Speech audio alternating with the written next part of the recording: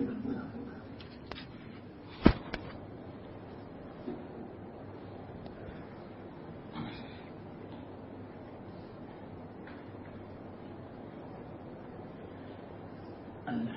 لله رب العالمين والصلاة والسلام على رسوله النبي الكريم وعلى آله وأصحابه أجمعين. أما بعد، فأعوذ بالله من الشيطان الرجيم. بسم الله الرحمن الرحيم. الحمد لله رب العالمين الرحمن الرحيم مالك يوم الدين. صدق الله.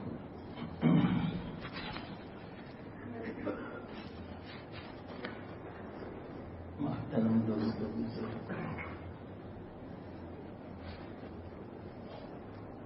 گزشتہ مجلس میں 3 قوتوں کے بارے میں بات آئی تھی اور اس کا خلاصہ تھا تینوں قوتوں کا اعتدال. یہ ہے اصل خلاصہ. اور ایک بات یاد رکھیں، اس وقت کم پڑا، صرف میں نے جو بات تھی وہ سمجھائی، مثال سے نہیں سمجھا سکا. اگر بیچ میں مثالیں لاتا تو بات ادھوری رہتی. آج اللہ کے فضل سے ایسا خیال آیا کہ وہ جو بات تھی کچھ مثالوں سے میں آپ کو واضح کر دوں تاکہ یہ بات آپ کو مکمل سمجھ میں آ جائے. یہ بات شروع کروں اس سے پہلے ایک بات ذہن نشین رکھیں آپ. کون سی؟ آپ نے پل صراط کے بارے میں سنا کہ پل صراط کیسا ہے؟ بال سے زیادہ باریک، تلوار سے زیادہ تیز، اور اس کی مسافت ہے 1500 سال. 500 سال نیچے سے اوپر چلنے کی اور 500 سال سیدھے چلنے کی، اور دوسرے 500 سال اوپر سے نیچے اترنے کی. 1500 سال کی مسافت ہے. 1500 سال کے بعد آدمی جنت میں پہنچے گا. اب کیسے نکلیں گے وہ 1500 سال آپ ہی بتائیں. اور پل بڑا خطرناک ہے، نیچے جہنم کی آگ ہوگی، اور جو پل ہوگا اس میں لوہے کے آنکڑے ہیں. جو آدمی گرتا پڑتا زخمی ہوتا ہوا گزرے گا، لہو لہان ہو جائے گا، پورا بدن چھلنی چھلنی ہو جائے گا. کتنے تو اسی زخمی ہونے کی حالت میں جہنم میں گریں گے، سیدھے آگ میں. اتنا خطرناک پل ہے. اور پل بھی کیسا؟ تلوار سے زیادہ تیز، بال سے زیادہ باریک.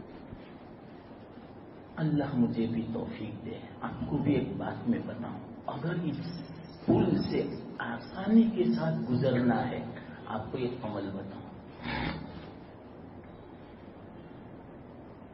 دعا کرو اور ہمت رکھو کہ انشاءاللہ عمل کریں گے.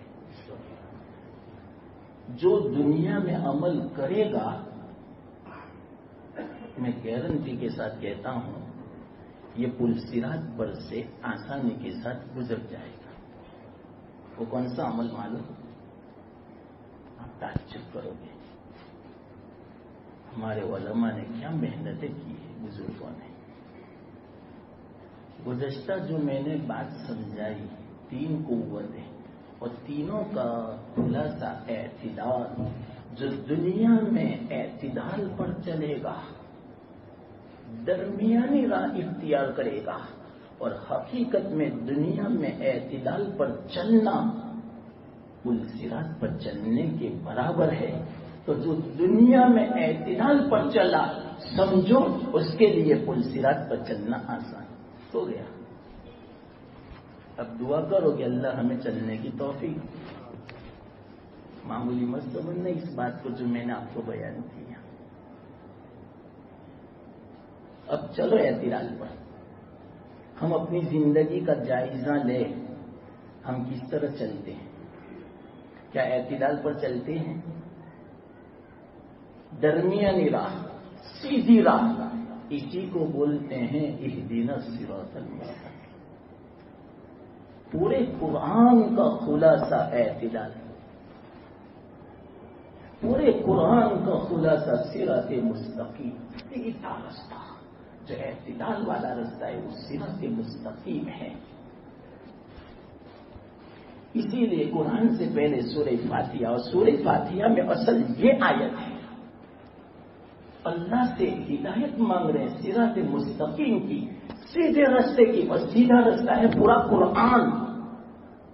کہ قرآن پر چلو گے سیدھے راستے پر چلو گے. اور سیدھا رستہ اسی کو اعتدال والا بولتے ہیں. جو اس سیدھے راستے پر چلے گا وہ پل صراط پر بھی چلے گا. ہو گیا خلاصہ. انشاءاللہ یہ جو بات میں نے کہی، اس کو اگر تفصیل سے میں سمجھاؤں 1 سال کی اتوا چاہیے، تب میں اس کو تفصیل سے سمجھا سکتا ہوں. میں نے آپ کو خلاصہ کہہ دیا. یہ ہے سیدھا رستہ. تو دنیا میں سیدھے راستے پر چلو. اور سیدھا رستہ کس کا ہے؟ اللہ نے خود بیان فرما دیا، اور دوری بات نہیں رکھی. صراط الذین انعمت علیہم، ان لوگوں کا رستہ جن لوگوں پر یہ اللہ تو نے انعام کیا. وہ کون ہے؟ وہ انعام والے کون ہیں؟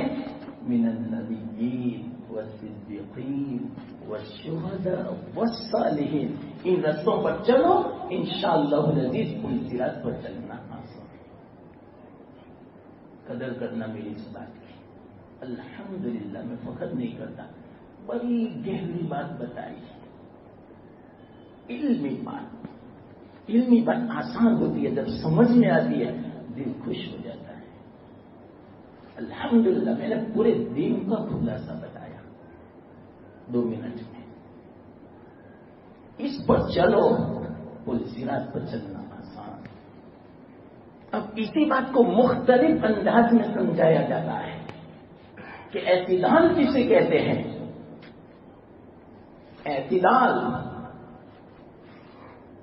گزشتہ میں نے کہا تھا 3 قوتیں ہیں. اس کا بیچ والا، افراط بھی نہ ہو تفریط بھی نہ ہو. ایسا اگر کوئی چلے گا، میں اس کو سرٹیفکیٹ دیتا ہوں، سند دیتا ہوں کہ وہ کامل عقل مند ہے. اور جو اس پر نہیں چلے گا، دنیا والے اس کو عقل مند سمجھے، پروفیسر کی ڈگری ملے، پوری دنیا کا سب سے بڑا PhD والا سمجھا جاوے، لیکن میں قرآن حدیث کی روشنی میں کہتا ہوں اس سے بڑا جاہل اور بیوقوف کوئی نہیں. اور جو اعتدال پر چلے گا، چاہے دنیا کی ڈگری نہ ہو، سن لو یہ میں بات دل کی گہرائی سے کہتا ہوں، سطحی طور پر نہیں کہتا. مجھے اس میں کوئی کنفیوژن نہیں، کوئی شک نہیں، کوئی شبہ نہیں، کوئی اشتباہ نہیں، کوئی التباس نہیں. یہ جو میں بات کہتا ہوں حقیقت میں کہتا ہوں کہ اگر جو اعتدال پر چلا، میں اس کو کامل عقل مند کہتا ہوں. بلکہ میں نہیں، قرآن حدیث کا خلاصہ ہے، اللہ کا فیصلہ ہے، اللہ کے رسول صلی اللہ علیہ وسلم کا فیصلہ ہے. اور جو اس پر نہ چلے، چاہے پوری دنیا کا وہ منسٹر ہو، پوری دنیا کا بادشاہ ہو، پوری دنیا کا سب سے بڑا پروفیسر ہو، پروفیسروں کا بھی وہ سردار ہو، لیکن میں صحیح کہتا ہوں قرآن حدیث کا فیصلہ ہے، اگر وہ اعتدال پر نہیں چلا، صراط مستقیم پر نہیں چلا، اس سے بڑا کوئی جاہل اور بے وقوف کوئی نہیں دنیا میں. میں دل سے میں کہتا ہوں، یقین کے ساتھ کہتا ہوں، اس بات کے پیچھے میرا یقین ہے، پہاڑ سے بھی زیادہ مضبوط. پہاڑ ہل سکتا ہے لیکن انشاءاللہ میں اپنی اس بات سے ہل نہیں سکتا. کیوں؟ اللہ رسول کی بات ہے، قرآن حدیث کا خلاصہ ہے. یہ بات بٹھاؤ، اس کو بولتے ہیں ایمان. ایمان مضبوط کرو مسلمان، صرف اپنا نہیں اپنے بچوں کا بھی ایمان مضبوط ایسا بناؤ، اپنے بچوں کا ایسا ذہن بناؤ تو دنیا کے پیچھے اپنا ایمان نہ بیچے. آج کل ہمارے نوجوان بچے اور بچیاں معمولی دنیا کی خاطر، معمولی دنیا کے سامان کے خاطر اتنا بڑا ایمان قیمتی جس کی قیمت پوری دنیا نہیں چکا سکتی، قرآن میں ہے،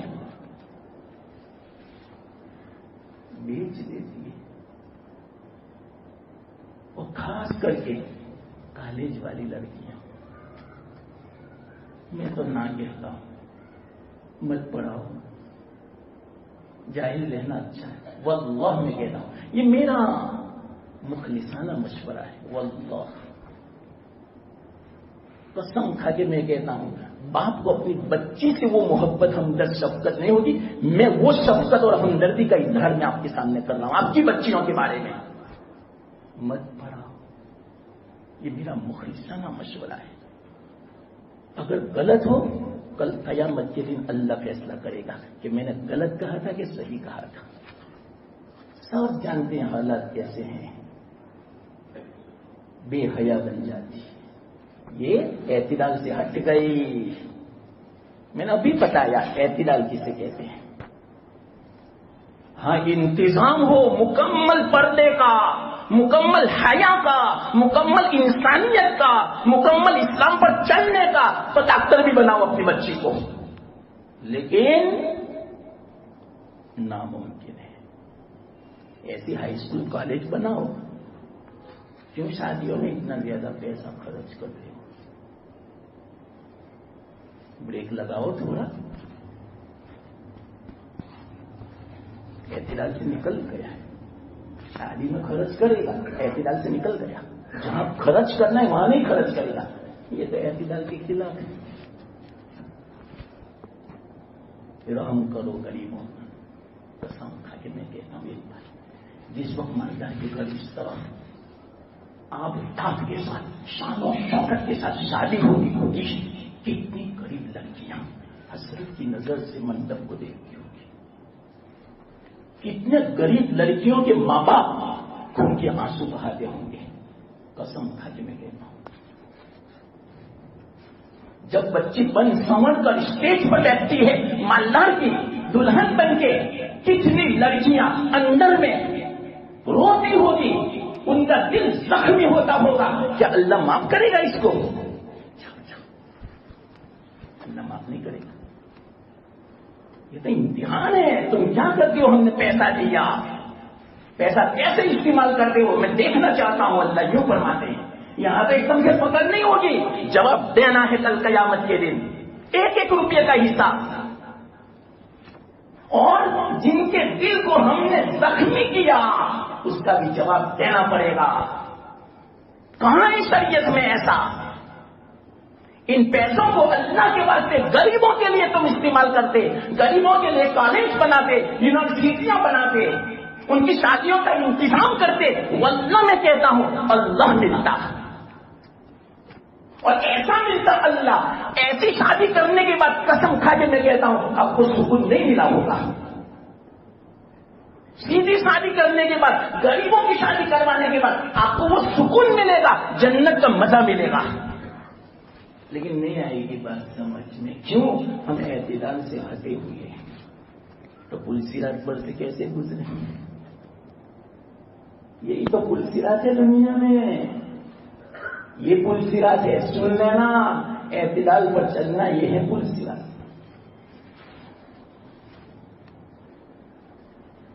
تو ہماری بچیاں معمولی دنیا کے مال سامان کے خاطر اپنی حیا بیچ دیتی ہے۔ یا اللہ، شرم و حیا کی اتنی قیمتی ہے عورت کی، یہی تو اس کا زیور ہے، زیور حیا عورت کا خوبصورت لگتی ہے۔ حیا میں زیور میں جس طرح اچھی لگتی ہے، ارے عورت کا زیور تو حیا ہے۔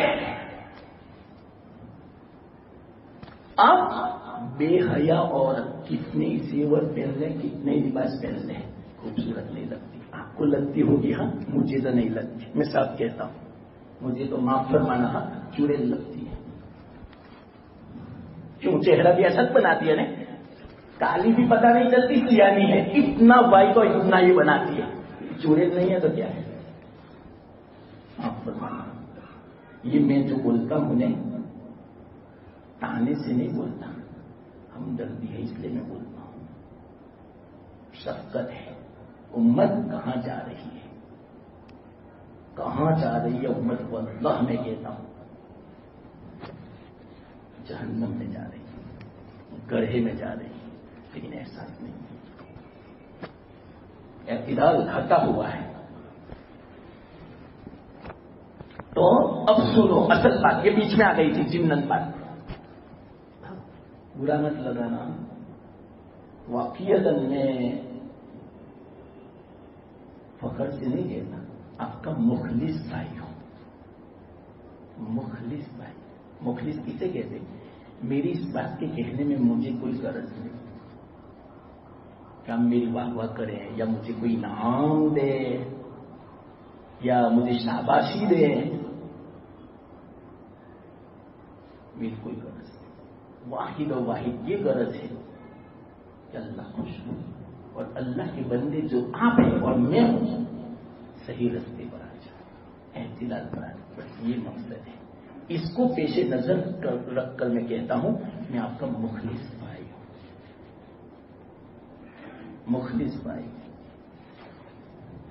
سمجھو، ایسا مت کرو، حالات کو دیکھو، زیادہ پیسہ خرچ مت کرو، بہت بڑی نعمت ہے یہ پیسہ، واللہ گناہ ہے اسراف کرنا، اللہ کو حساب دینا پڑے گا۔ اس لیے آج تک جو اسراف ہوا وہ اللہ سے معافی مانگ لو، اللہ معاف، بھول ہو گئی، یہ بھی میں آپ کو راستہ بتا رہا ہوں، بھول ہو گئی، اللہ سے کہو اللہ اب نہیں کروں گا، اب میں تیرا جو حکم ہے اسی کے مطابق خرچ کروں گا، تجھے سامنے رکھوں گا، تیرے حکم کو سامنے رکھوں گا۔ تو غریبوں کی مدد کرو، بچھانوں کو، کتنے غریب ایسے ہیں واقعیت میں کہتا ہوں شادی اس لیے نہیں ہوتی پیسے نہیں، یا کتنے غریب معاف فرمانا ہم اپنی عزت بیچ رہی ہے، عفت بیچ رہی ہے پیسوں کے کھانے، گھر میں کھانے کا نہیں، اپنی عزت کو بیچ رہی ہے، جسم فروش کر رہی ہے، بہت افسوس کے ساتھ۔ اور بھی دوسری وجہ ہے، بہت وجہ ہیں، لیکن کیا کرے ابھی ایک مجلس میں وہ سب باتیں نہیں آئی، تو ضمن بات آ جائے گی، اصل بات رہ جائے گی ہماری۔ تو میں نے کیا کہا، جتنا اعتدال پر ہوگا میں اس کو سرٹیفکیٹ دیتا ہوں، سند دیتا ہوں، کس بات کی کہ اس سے بڑا عقل مند کوئی نہیں، اور جس کے پاس اعتدال نہیں ہوگا، میں نہیں کہتا، قرآن حدیث کا خلاصہ میں کہتا ہوں، اس سے زیادہ بے وقوف کوئی نہیں پڑا، چاہے دنیا والے اس کو پروفیسر کہتے ہوں، دنیا والے اس کو ڈاکٹر کہتے ہوں، کہ جو بھی کہتے ہوں، یاد رکھنا، قوت شہویہ، قوت غضبیہ، اس کو جتنا اعتدال پر لاؤ گے اتنی عقل آپ کی کامل ہوتی جا رہی ہے، اور جتنا اعتدال سے ہٹی ہوئی ہوگی یہ دو قوتیں اتنی آپ کی عقل میں کمی آتی جائے گی۔ یہ جملہ سنو، عقل میں کمال کیسے آئے گا؟ ان دو قوتوں کو آپ اعتدال پہ لاؤ، اگر اعتدال پر نہیں لائے تو حقیقت میں کہتا ہوں عقل کی کمی ہے، عقل کا نقصان ہے، بے وقوفی ہے، حماقت ہے۔ اللہ نے یہ جو دو قوتیں دی ہیں نا، قوت شہویہ اور غضبیہ، بہت بڑی نعمت ہے۔ کیسے نعمت؟ میں مختصر کہتا ہوں پھر آگے میں چلتا ہوں۔ قوت شہویہ ہے ہمارے اندر، جب تو ہم نفع کی چیزوں کو حاصل کرتے ہیں، تجارت کرتے ہیں۔ قوت شہویہ نہ ہوتی تجارت بھی نہ کرتا آدمی، کھانا بھی نہ کھاتا، شادی بھی نہ کرتا، فائدے کی چیز کو حاصل بھی نہ کرتا۔ اگر قوت شہویہ نہ، عبادت بھی نہ کرتا، ذکر بھی نہ کرتا، تلاوت بھی نہ کرتا۔ ایک خواہش ہے اس پر ثواب کمانے کی، یہ خواہش کی بنا پر تو ہم کہتے ہیں، آپ آئے ہیں بیان میں کہ ثواب ملے گا، یہ قوت شہویہ ہے۔ قوت شہویہ سے کیا ہوتا ہے معلوم؟ جلب منفعت، یعنی نفع کو حاصل کرنا۔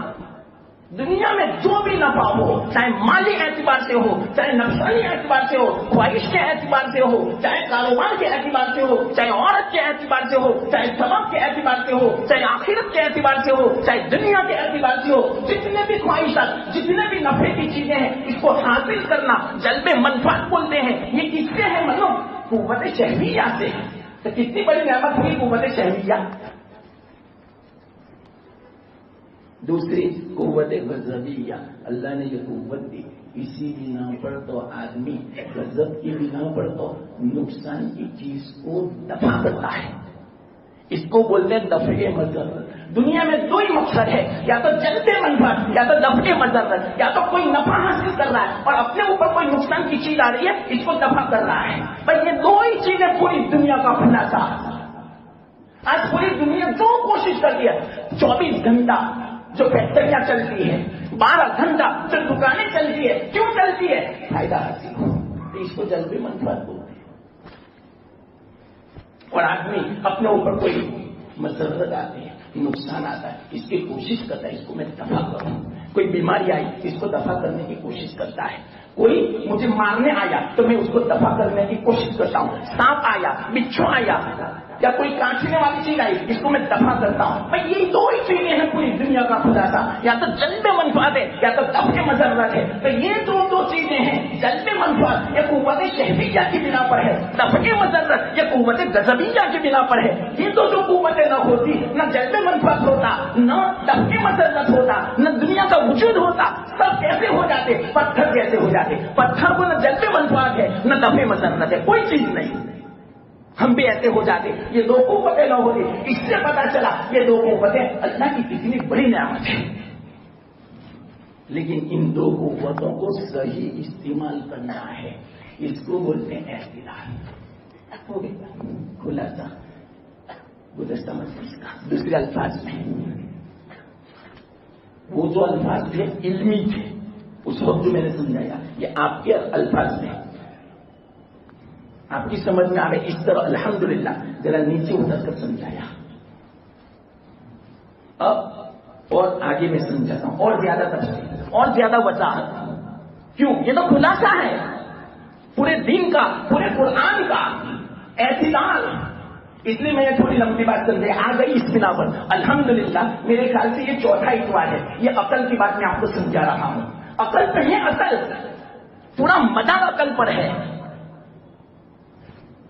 لیکن عقل کامل کس کی سمجھی جائے گی؟ جس کی قوت شہویہ غضبیہ اعتدال پر ہوگی، وہ عقل کامل۔ ان دو قوتوں میں جتنی کمی آتی جائے گی، افراط آتا جائے گا، تفریط آتی جائے گی، اتنی عقل میں کمی اور نقصان آتا جائے گا۔ یہ ہے خلاصہ۔ اب میں نے کہا یہ بات تو میں نے سمجھا دی، الگ انداز سے میں نے سمجھائی، لیکن اس کی مثال نہیں سمجھائی۔ مثال کے طور پر ہاں، شروع میں نے کیا کہا تھا؟ اعتدال پر چلنا ایسا ہے گویا پل صراط پر چلنا۔ جو دنیا میں اعتدال پر چلے گا، کل قیامت کے دن پل صراط پر بھی چلے گا۔ اب آپ کو میں اعتدال بتاؤں، آپ کو ابھی سمجھ میں نہیں آیا ہوگا جو میں سمجھانا چاہتا ہوں انشاءاللہ۔ اب سمجھو گیا، یہاں اب سمجھ میں آیا۔ مثال سے بات سمجھ میں آ جاتی ہے۔ مثال سنو، ایک مرتبہ امیر المومنین حضرت عمر بن خطاب رضی اللہ تعالیٰ عنہ کی خلافت کا زمانہ تھا. یاد رکھنا, حضرت امیر المومنین نے لشکر کا امیر سپہ سالار جنرل جس کو بولتے ہیں خالد بن ولید کو بنایا تھا رضی اللہ تعالیٰ عنہ. بہت مالی. آپ کبھی ایسی دعا کرتے ہو؟ میں تو کرتا ہوں. یہ بھی میں ضمن کہہ دیتا ہوں نا, کبھی کہتا ہوں یا اللہ مجھے خالد بن ولید جیسا بنا. اگرچہ نہیں ہوں لیکن دعا کرنے میں کیا حرج ہے. ان کے جیسی بہادری مجھے عطا فرما, ایسی شجاعت عطا فرما. یا اللہ ایسا ایمان مجھے عطا فرما, ایسا یقین عطا فرما جو خالد بن ولید کو تھا. مجھے واقعہ خالد بن ولید سے بڑی محبت ہے. ان کا نام آتا ہے میں جھومتا ہوں. ایسے واقعات میرے ذہن میں گردش کرنے لگتے ہیں, میں بیان نہیں کر سکتا. وہ مستقل وقت چاہیے ان کے واقعات بیان کرنے کے لیے. عجیب اللہ تعالیٰ نے صلاحیت عطا فرمائی کہ خالد بن ولید کو آپ اندازہ لگاؤ. روم جب چڑھائی کی تھی مسلمانوں نے, خالد بن ولید کو دیکھنے کے لیے رومی لوگ تڑپتے تھے کہ خالد کون ہے, وہ دیکھنا ہے. اس کا روح پورے روم پر جمع ہوا ہے. ماشاء اللہ لمبے طرح کے, مضبوط, نشاط والے, ایکٹیو, سست نہیں, نشاط, ہر وقت سپورتی, پورا دن لڑتے تھے. ذرا بابا سستی کا نام و نشان نہیں. پورے لال ہو جاتے تھے. آتا ہے کتابوں میں گلاب کا پھول ہو جاتے تھے. گلاب کیسا شروع ہوتا ہے, پورے خون میں لت پت ہو جاتے تھے, گلاب کی طرح ہو جاتے تھے, لیکن ہتھیار رکھنے کا نام نہیں لیتے تھے. بازو میں کمزوری نہیں آتی تھی, پھر بھی لوگ ڈرتے تھے ان سے مقابلہ کرنے میں. کیا اللہ نے بہادری عطا فرمائی تھی خالد بن ولید کو. وہ خود فرماتے ہیں, بغیر سننا, کہ میں اکثر جہاں گمسان کی لڑائی ہوتی, جہاں خوب جمگٹھا ہوتا, اس میں گھس پڑتا تھا اسی بنا پر کہ مجھے کوئی شہید کر دے رہے. میں شہید ہونا چاہتا ہوں لیکن کیا کریں, کوئی مجھے شہید نہیں کر سکا پوری زندگی. ارے کیسے شہید کریں ان کو؟ بغیر سننا. اب میں دوسری بات میں بیان کرتا ہوں. اس کا جواب کس نے دیا معلوم؟ ہاں پہلے یہ سنو. خالد بن ولید جب بستر پر مر رہے تھے گھر میں تو رو رہے تھے, یا اللہ آج میں گھر پہ عورتوں کی طرح مر رہا ہوں. بہادر آدمی تو میدان میں مرتا ہے. آج پوری زندگی میں نے جہاد کیا لیکن میری موت جہاد میں, میدان میں نہیں ہے, آج بستر میں مر رہا ہوں. یہ کیسی موت؟ افسوس کر رہے تھے, پوری زندگی جہاد کیا اور افسوس کر رہے تھے. اس کا جواب کس نے دیا معلوم؟ ہمارے علماء دیوبند میں سے مولانا یعقوب نانوتوی رحمۃ اللہ علیہ ہیں, جو ہمارے حضرت تھانوی کے بھی استاد ہیں. وہاں یعقوب نانوتوی کی حالت میں آپ کو بیان کروں, ایک گھنٹہ چاہیے.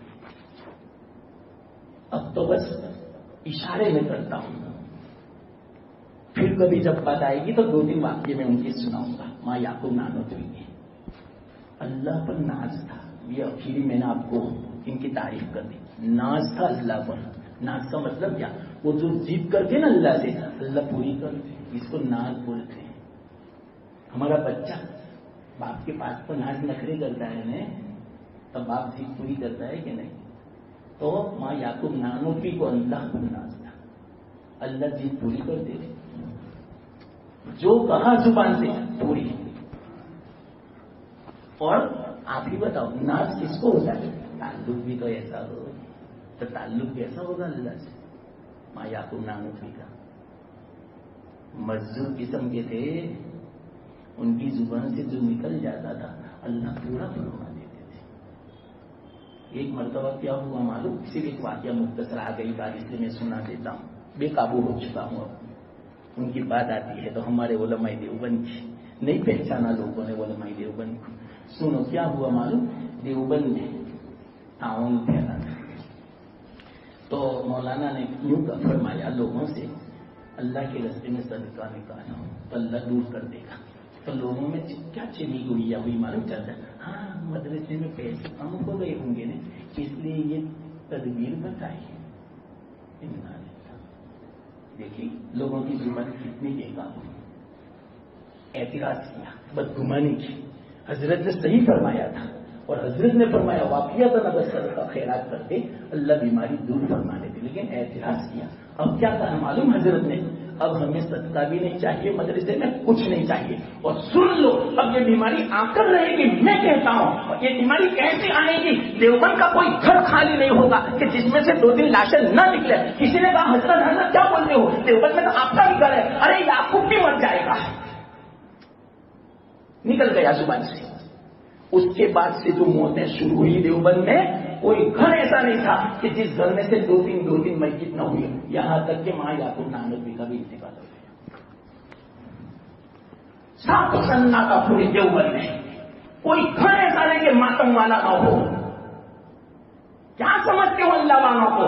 نماز کا مولانا ہو تم، اللہ والوں کو تکلیف دیتے ہو، تم اللہ والوں کو ستاتے ہو. ارے اللہ والوں کو ستانا وہ یا اللہ کے ساتھ اعلان جنگ کرنے کے برابر ہے. من عادى لي وليا فقد آذنته بالحرب. اللہ نے اعلان کر دیا اب کوئی نہیں بچے گا دیوبند میں.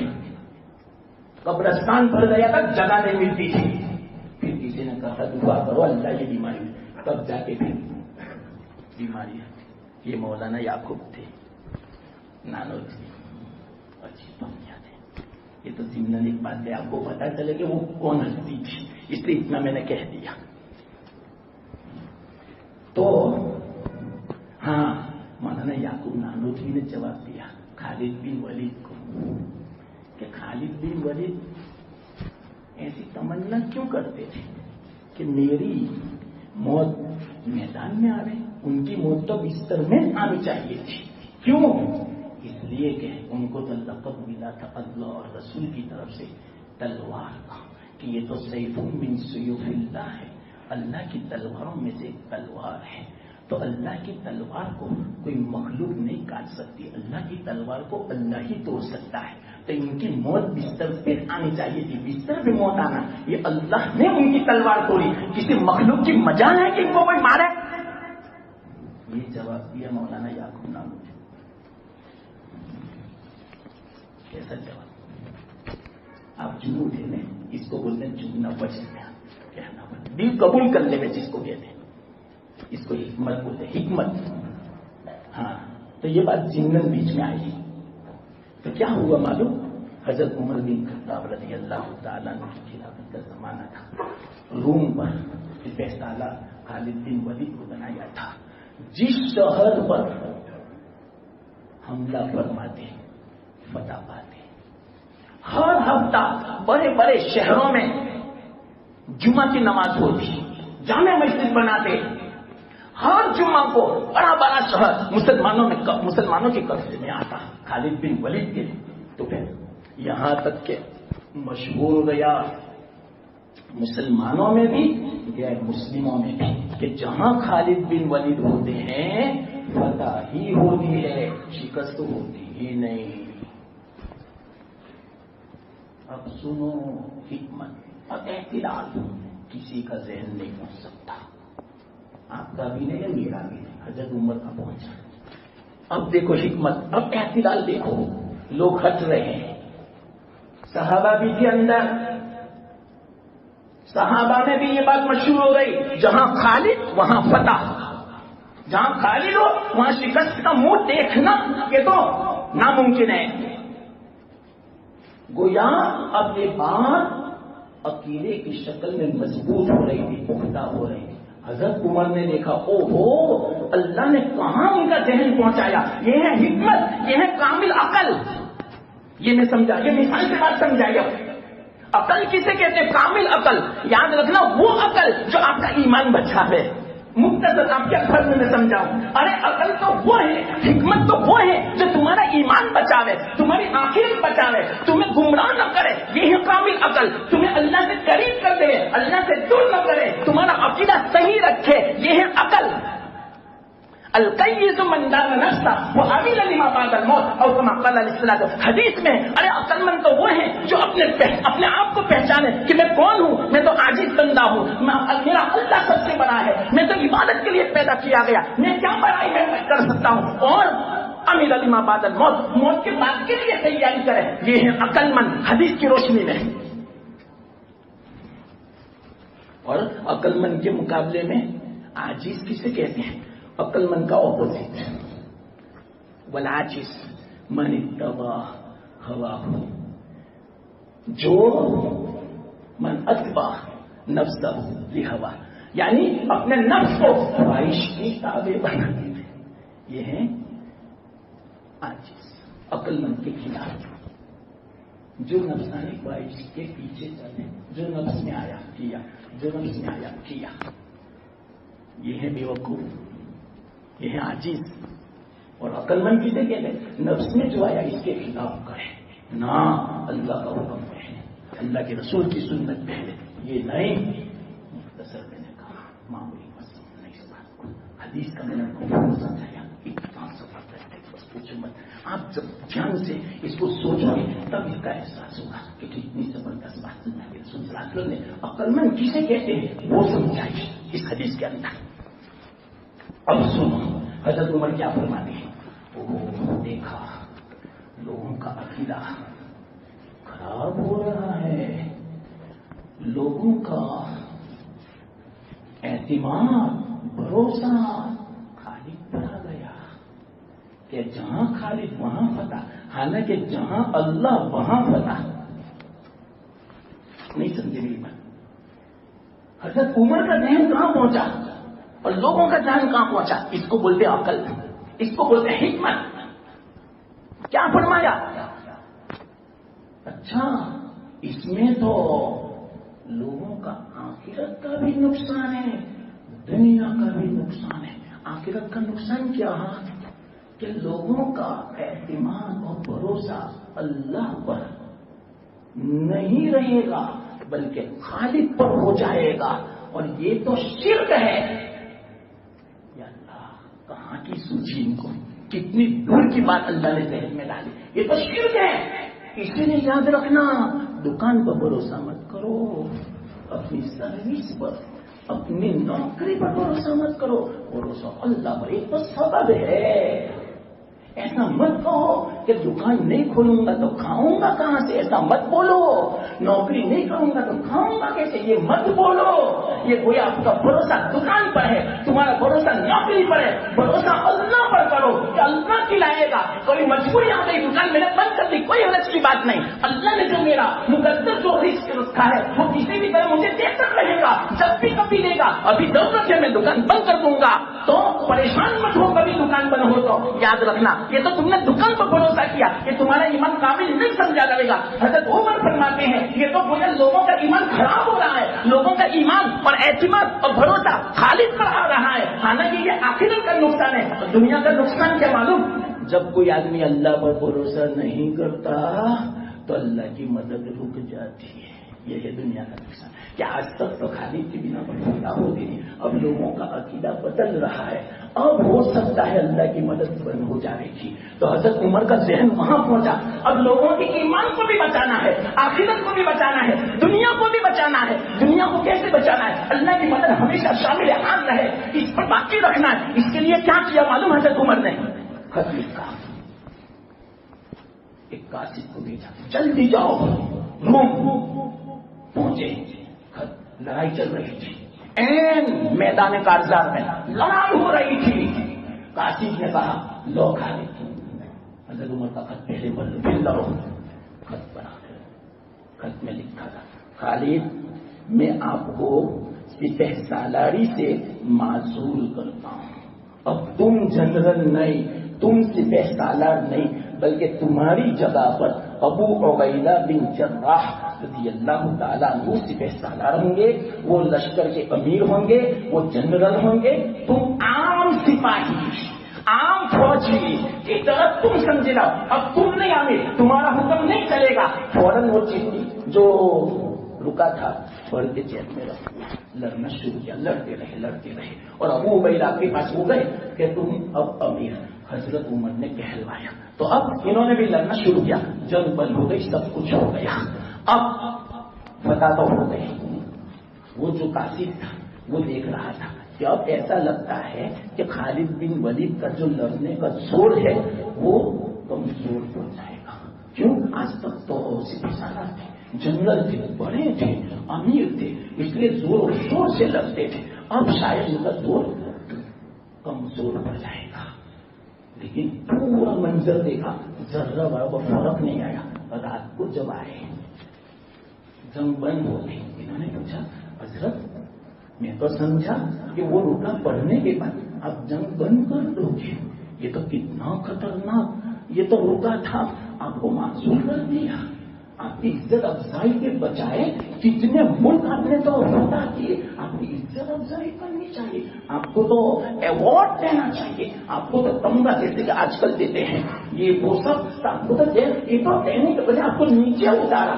تو کیا کہا معلوم خالد بن ولید نے کہ انہوں نے جو سوال کیا، میں نے آپ کو جب معذور کرنے والا خط پیش کیا تو آپ کی لڑائی میں کوئی فرق نہیں، ایسا کیوں؟ یاد دیا. اب ان کی عقل دیکھو. خالد بن ولید نے کہا جس وقت میں امیر تھا، جنرل تھا، اس وقت جب لڑ رہا تھا اللہ کے لیے لڑ رہا تھا، اور جب مجھے امیری سے معذور کیا اس وقت بھی میں اللہ کے لیے لڑ رہا تھا. میرا کوئی فرق نہیں، چاہے مجھے امیر بناؤ یا چاہے مجھے معمول بناؤ.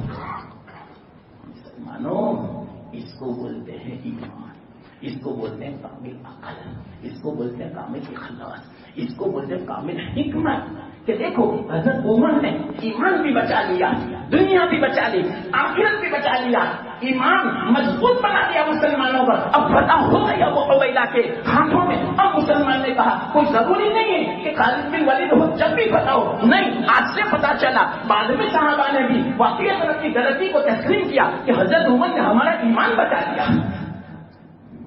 یہ ہے حکمت. چلو بتاؤ یہ جو بات حضرت عمر کے بال سے زیادہ باریک ہے کہ نہیں؟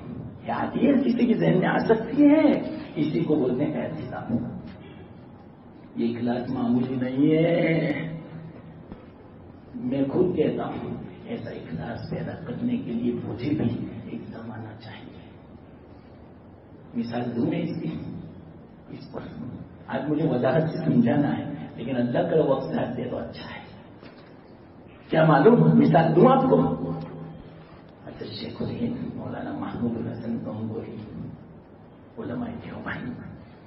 ارے شیخ الہند نہیں، حضرت تھانوی فرماتے ہیں یہ گویا ان کا حق ادا نہیں کیا لوگوں نے، وہ تو شیخ العالم ہے، شیخ العرب والعجم. صرف ہندوستان کے شیخ نہیں، پورے عالم کے شیخ اور حقیقت میں تھے. اور کیسے تھے؟ اب اس کو میں کھولوں ایک گھنٹہ چاہیے لیکن نہیں کھولتا. وہ واقعہ صرف بیان کر دوں میں. اب سننا کیسا اخلاص، کیسے ان کی نظر باریک. دیکھو میں بغیر تواضع کے میں کہتا ہوں ابھی تک میری نظر بھی وہاں نہیں پہنچی. ابھی تک کوشش کرنا ہو اللہ وہاں تک پہنچا دے، ورنہ ابھی تک میں نہیں پہنچا اس مرتبے تک. میں اپنی مثال اس لیے دیتا ہوں، آپ یوں سمجھتے ہوں گے آپ تو ایسی باتیں بیان کرتے تو آپ کا مرتبہ کیسا، لیکن میں صحیح کہتا ہوں ابھی تو میں رستے میں ہوں. میں تیسرے مکتب ہوں گویا ایک مکتب کا بچہ ہوں. صحیح میں کہتا ہوں بلا تکلف، کوئی مبالغہ نہیں، اس میں کوئی تواضع، کوئی تسلط نہیں، کوئی تکلف نہیں. میں صحیح میں کہتا ہوں، میں حیرت میں پڑ جاتا ہوں اس طرح کی باتیں میں جب میں کرتا ہوں. میں فوراً اللہ سے معافی چاہتا ہوں، یا اللہ میں اس معیار کو پورا نہیں اترتا، میری پکڑ نہ فرمانا. جس طرح تو نے دنیا میں لوگوں کے سامنے ستاری فرمائی، میرے عیوب کو چھپایا، یا اللہ آخرت میں بھی ستاری کا معاملہ فرمانا کہ میرا اخلاص کتنا ہے اللہ جانتا ہے کتنا اخلاص ہے، ورنہ میں اپنے آپ کو کامل اخلاص والا نہیں پاتا. لیکن بس بول دیتا ہوں اللہ کی توفیق سے کہ اس طرح کوشش کر رہا ہوں کہ اللہ تعالیٰ کامل اخلاص دے دے. کرتے کرتے کوشش کرتے کرتے اس لیے میں کوشش کر رہا ہوں. اب دیکھو شیخ الہند کی بات دیکھو، ان کا کامل اخلاص کیسا. حضرت تھانوی بھی دنگ رہ گئے، اتنے بڑے حضرت علامہ وہ بھی دنگ رہ گئے شیخ الہند کے اخلاص پر کہ اللہ کہاں ان کی نظر پہنچتی ہے. یہ ہے حکمت، یہ میں آپ کو حکمت سمجھا رہا ہوں، عقل میں سمجھا رہا ہوں، کامل عقل اعتدال میں سمجھا رہا ہوں، یہ تفصیل سے میں سمجھا رہا ہوں. بغیر سننا کیا ہوا. حضرت تھانوی رحمت اللہ علیہ کانپور میں پڑھاتے تھے، 14 سال پڑھایا، محتمم میں تھے، سب کچھ تھے. وہ اللہ نے اچھی صلاحیت عطا فرمائی تھی. تو وہاں جو علماء تھے اکثر معقولی علماء تھے. معقولی علماء کسے کہتے ہیں؟ منطق فلسفہ کی, دنیاوی علوم کی.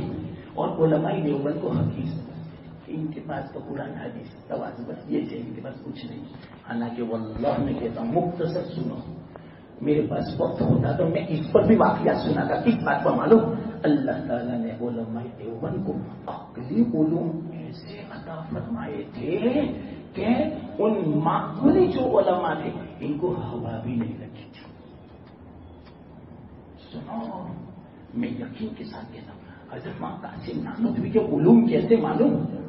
اردو بھی سمجھ میں نہ آ رہے, ایسے منطقی لاجک ایسی باتیں کہ دنیا حیرت میں پڑ جائے. بر وقت چلتے چلتے مشکل سے مشکل مسئلہ چٹکی میں حل کر دیتے تھے. لوگ حیرت میں رہ جاتے تھے, یا اللہ یہ تو کتنا مشکل مسئلہ ہے, یہ تو بات کرتے کرتے یہ تو سمجھاتے ہیں. ایسے ہمارے علماء دیوبند تھے, لیکن ان کو پتا نہیں تھا, کبھی سنا نہیں تھا. تو حضرت تھانوی رحمت اللہ علیہ فرماتے ہیں کہ مجھے اتنی تمنا ہوئی کہ کاش کہ حضرت شیخ الہند محمد رسن یہاں کانپور آوے اور اپنا ایک مرتبہ بیان کرے تاکہ یہاں کے علماء کو پتا چلے کہ علماء دیوبند کیا ہے. اتنی کوشش کی, ان کے استاد بھی ہوتے تھے, بہت دعوت دی, ایک مرتبہ دعوت قبول کر دی, 10 دعوت دے کے جلسے میں. اب حضرت کا بیان حضرت خود فرماتے, جب حضرت بیان فرماتے تھے علوم کے دریا بہتے تھے. بعض مرتبہ تو دماغ کے اوپر سے جاتے تھے. حضرت تھانوی خود فرماتے, پڑھنے کے زمانے میں بعض مرتبہ وہ علوم بیان کرتے تھے, میری سمجھ میں نہیں, یوں سمجھ یہ کہاں سے بولتے ہیں, یہ کہاں سے باتیں آ رہی ہے. ایسا لگتا تھا اوپر لوہے محفوظ میں یہ سب باتیں انسانوں کی طاقت سے باہر ہے. وہ حضرت شیخ الہند شان ورشا کشمیری کیسے چلتا پھرتا کتب خانہ, جن کے دماغ میں 5 لاکھ کتابیں محفوظ یاد, وہ یوں فرماتے ہیں حضرت شیخ الہند جب وفات پا رہے تھے, حضرت آپ کے جانے کے بعد میرا کیا ہوگا, میرا سہارا تو آپ ہو. اتنا بڑا علامہ شان ورشا کشمیری رحمت اللہ علیہ, پورا دیوبند کا کتب خانہ ان کے دماغ میں محفوظ تھا. وہ رو رہے ہیں حضرت شیخ الہند جب ان کو مالپور جیل میں لے جائے گا, حضرت آپ کے بعد میرا کیا ہوگا. تو حضرت نے تسلی کی اجازت دیا. اس سے آپ اندر سے لگاؤ کہ جب شاہ یوں فرماتے ہیں تو شیخ الہند کیسے ہوں گے, حضرت تھانوی جب یہ فرماتے ہیں تو شیخ الہند کیسے ہوں گے, تو ان کا بیان کیسا ہوگا, ان کے علوم کیسے ہوں گے. جب انہوں نے بیان شروع کیا اب علوم شروع ہو گئے, منطق اور فلسفے کے بعد آ گئے.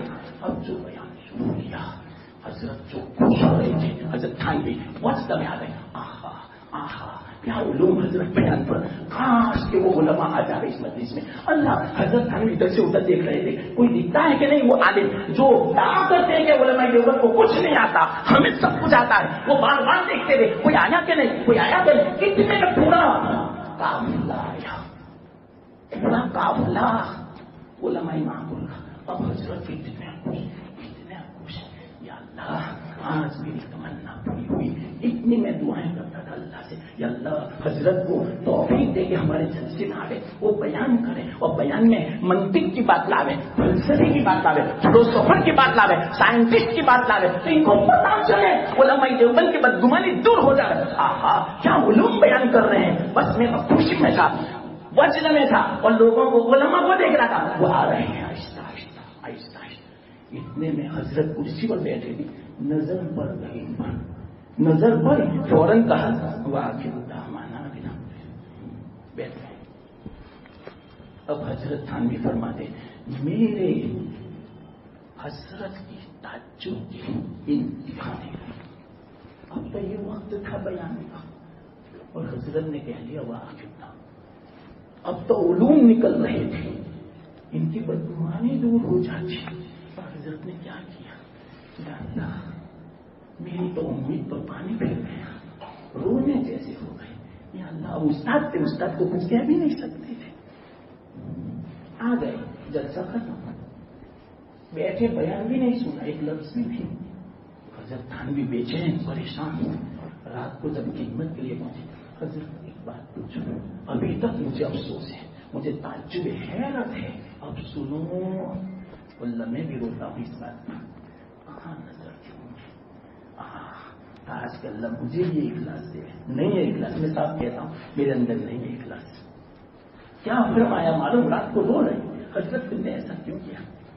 اب تو وقت تھا بیان کا. وہ جو علماء بدگمان تھے آپ سے، ان کی بدگمانی دور ہو جاتی ہے حضرت. آپ نے تو کیسے علوم شروع کیے تھے، اب تو وقت تھا بیان کرنے کا. حضرت نے فرمایا بالکل صحیح بات ہے. اللہ نے اس وقت میرے ذہن میں یہی بات ڈالی کہ اب علوم شروع ہو رہے ہیں. اب وہ دوسرے جو علماء ہیں وہ ہم سے بدگمان ہیں. اب میرے بیان سے پتا چلے گا کہ ہمارے پاس کیسا منطق ہے، کیسا فلسفہ ہے. اب پتا چلے گا. بس اتنا خیال آیا تھا کہ میں بیٹھ گیا. کیوں بیٹھا معلوم؟ اس سے پہلے جو بیان تھا اللہ کے لیے میں کر رہا تھا، اب جو بیان ہوگا ان کے لیے ہوا. یہ تو اخلاص کی کمی کی بات ہے، اس لیے میں بیٹھ گیا. حضرت تھانوی فرماتے میں پانی پانی ہو گیا. یا اللہ، ان کا ذہن کہاں پہنچا؟ میرا دماغ نہیں پہنچ سکتا. یہ کیسا اخلاص، کیسا کامل اخلاص کہ لوگ ہم یوں سمجھیں گے آہا کیا علوم بیان کر رہے ہیں، کیا جذباتی بیان کر رہے ہیں، کتنے علوم کتنے فلسفے بیان کر. یہ خیال آ گیا. اب یہ خیال آنا اللہ کے لیے نہیں ہے، میرے نفس کے لیے. اب میں اعتدال سے ہٹ گیا تھا. بغیر سننا، میں اعتدال سمجھا رہا ہوں. اب میں اعتدال سے ہٹ گیا تھا، اس لیے میں بیٹھا. کل قیامت کی اللہ نے پوچھ لیا اگر تم نے اتنا زیادہ بیان کیا تھا میرے لیے تو کیا نہیں تھا، لاؤ اس کا حساب لاؤ. اس وقت کا لوگوں کا کیوں ضائع کیا تھا؟ اور تم مخلص نہیں ہو، تم ریاکار ہو، اور ریاکار کی بڑی سزا ہے. تو اللہ تمہیں کیا منہ دکھا تھا؟ اس لیے میں نے چاہے میری سموتی ہو، میری رسوائی ہو، چاہے لوگ نہیں سمجھے کو کچھ نہیں آتا، کوئی حرض کی بات نہیں. میں دنیا کی رسوائی برداشت کر سکتا ہوں، آخرت کی رسوائی برداشت. یہ تھے علماء دیوبند. سمجھو علماء دیوبند کو ایک جماعت نے بڑا بدنام کیا. اسی لیے بدنام کیا کیوں؟ ان کی عزت آسمانوں میں تھی، ان کو گرانا تھا. لیکن یا اللہ، جس کو اللہ عزت دے اس کو کون گرا سکتا ہے؟ کوئی نہیں گرا سکتا. آج تک گرا رہے ہیں لیکن نہیں کہ وہ خود گر رہے ہیں اور ان کی تو عزتیں بڑھ رہی ہے. تو دیکھو یہ میں اعتدال مثال سے سمجھا رہا ہوں. اس کو بولتے ہیں اعتدال. پہلا نام بچا، اس کو بولتے ہیں اعتدال. ہاں تو مثال سے بات سمجھ میں آ گئی رہے، آسان ہے لیکن نہیں پوری سے زیادہ باریک کی بات. میں صحیح کہتا ہوں، میرے لیے ممکن نہیں، میرے لیے ممکن نہیں. میں تو صحیح کہتا ہوں، اس میں کوئی تسلط نہیں. جب کوئی آ جاوے اور اس طرح کی باتیں آوے تو ایسا خیال تو آ ہی جاتا ہے کہ اب لوگوں کو پتا چلے گا مولانا کیسا بیان کرتے ہیں، کیسی باتیں بیان کرتے ہیں، کیسی عمدہ، کیسی گہری باتیں، کیسی لذیذ. یہ ہیں شبہ، شک، خیال، وسوسہ. لیکن اچھا ہے ہمارے علماء نے کہا اس کو وسوسہ سمجھو، آپ اپنی بات بیان کرتے رہو، بعد میں اللہ سے معافی مانگ لینا، اللہ معاف کر دے گا. اس پر میں عمل کرتا ہوں. ورنہ حضرت شیخ الہند جیسا میں عمل کرتا نے تو آج تک میں اتنی مجلسیں نہ کرتا، کب سے میں بیٹھ گیا ہوتا. ان پر عمل کرتا تو کامل اخلاص، کامل اعتدال. وہ یا دنیا میں وہ پل صراط پر چل رہے ہیں، میں پل صراط پر نہیں چل سکتا. اللہ جانتا ہے، اللہ معاف کر دے گا انشاءاللہ. اللہ سے یہ میں کہتا ہوں، اللہ میں کمزور ہوں، میں معافی چاہتا ہوں. اگر اس طرح کا خیال آ جاوے، ریاکاری آ جاوے، اس طرح کا شبہ آ جائے، اللہ مجھے معاف فرمانا. سمجھے یا نہیں سمجھے؟ کیا کرے اللہ. ابھی تو میں نے کچھ شروع ہی نہیں کیا. میں نے کہا کہ وضاحت سے سمجھاؤں گا. ابھی تو صرف ایک بات سمجھائی حکمت والی، ابھی تو وہ بات میں نے سمجھائی بھی نہیں، غصے والی کہ غصے کا اعتدال. اس کے لیے کیا بات، لیکن کیا کرے علم بچ گیا نا. اس لیے ہو سکتا ہے کہ کسی کو ادھر ادھر کہیں جانا ہو، اور اب دن شیطان بھی ذرا وسوسہ ڈالے گا کہ بہت ہو گیا. ورنہ میں بیان کرتا 9 بجے گا، 1 گھنٹہ اور. صرف یہ مثالیں میں سمجھاتا، یہ 3 باتوں کی. لیکن کیا کرے، بس اب اللہ جب چاہے گا اس وقت کہوں گا. اللہ نے جو کہنے کی توفیق دی کمی فرما ہے، اور جو کمی ہوئی اللہ معاف فرما ہے. اور سنو، یہ جو ہماری تفسیر ہو رہی ہے عالمین پر، الحمدللہ 7 مجلس سے 7 اتوار سے بات چل رہی ہے. ابھی میں نے اس کا حق ادا نہیں کیا، لیکن کیا کریں. اب آئندہ جو اتوار ہے نا، شاید میرا اللہ کو منظور آخری اتوار ہوگا، اس کے بعد والا اتوار انشاءاللہ میرا سفر میں ہوگا. اس لیے ابھی سے میں کہہ دیتا ہوں، یہ عالمین کی تفصیل میں نے ابھی یہاں بنی پوری. اب آئندہ جب اللہ چاہے گا تو میں انشاءاللہ سمجھاؤں گا. ہو سکتا ہے کہ اب آگے میں چلوں گا, سمجھے. اور آئندہ جو ہوگا اتوار تو وہ ہمارا شعبان کا مہینہ ہوگا. تو میں نے یہ چاہا کہ چلو عالمین کی تفسیر تھوڑی بہت کافی سامنے آ گئی, اب وہ شعبان کے متعلق اتوار میں کچھ کہہ دوں گا. اللہ توفیق دے اور دعا کر لیں گے انشاءاللہ. ہماری آخری مجلس ہوگی تو گویا آج 29 مجلسیں ہوئی الحمدللہ. صرف ایک آیت کی تفسیر ہوئی. اللہ کا میں بہت احسان مانتا ہوں. صرف الحمدللہ رب العالمین 29 مجلسیں ہوئی سمجھانے میں. الحمدللہ اللہ کا بہت احسان. اور وہ بھی میں کہتا ہوں میں نے حق ادا نہیں کیا صحیح معنوں میں. اب آئندہ وہ پھر آئندہ جب اللہ توفیق دے آپ بھی دعا کرنا انشاءاللہ. آئندہ رمضان المبارک کے بعد. وآخر دعوانا ان الحمدللہ رب العالمین.